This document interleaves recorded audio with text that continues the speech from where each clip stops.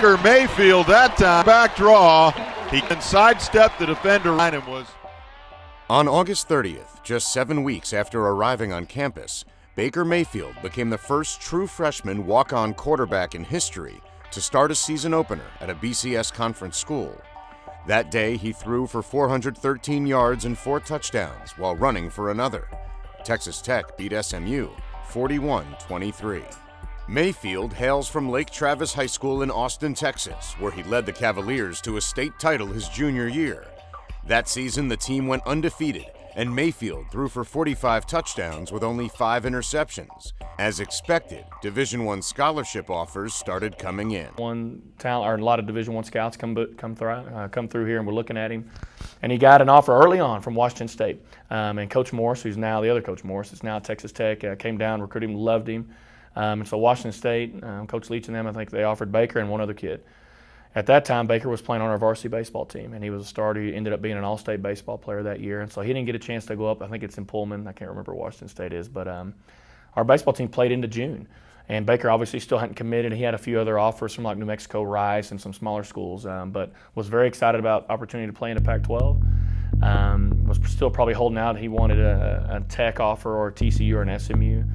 And then they stopped. I think we got a call that said, hey, we offered 2 kids, and this other kid, I think he was from Arizona, went ahead and committed. And so the scholarship was no longer offered to Baker. The tears came along when, Washington State offered, Rice offered, Washington State, and we loved the fact that Mike Leach wanted him. I mean, that was a huge honor.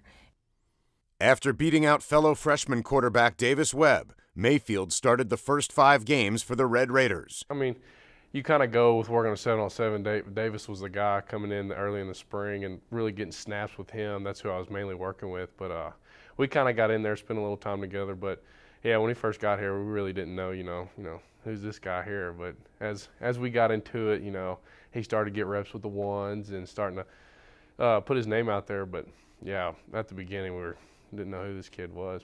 We talked to him, told him our situation and our vision for him, and luckily, he showed up and fell into our lap. And so we were fired up the day he came. We put on a big presentation for him, rolled out the red carpet for him. He meant that much to us, and fortunately for us, he chose to walk on, and he's kind of writing his own story now. He has amassed almost 1,500 yards and 8 touchdowns in a season where he was not expecting to play at all.